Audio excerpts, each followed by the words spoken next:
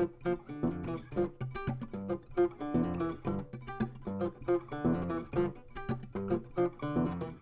would you go back to academics? How would you sell yourself to go back? To go back to academics. That's hard, actually. That's hard, and that's the debate of many of my colleagues, even myself, thinking about, oh, I've done this. Uh-oh, how do I go back now?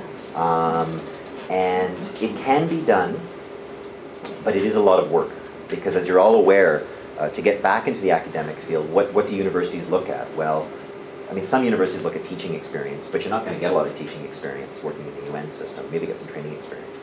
Universities look at publications.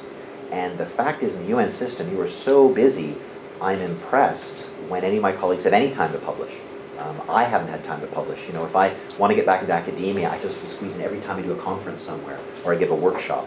I figure that out.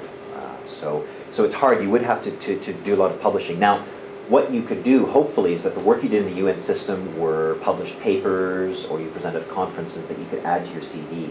And I know that some of my colleagues who are scientists, that's what they make sure they do. They make sure they always get credits for what they work on. Now, that's a little bit tricky, though, because I know, for instance, for some UN agencies, authorships, you know, not included, is once you publish a report, that's the report of that agency. You're not there. I mean, the extent of what you can do is you don't get an author credit in some cases. So you have to sort of make sure, if you're going to do that, sometimes you may need to do extra work outside of the area. But it is a challenge because you have to do the work. The other option is a later career thing, and I think this is some ways more successful, is that if you work in the UN system for 10, 12 years, and your sort of later career, you've got enough experience that you are of value to universities, and then you can get some sort of additional professorship in that case. But you can do it.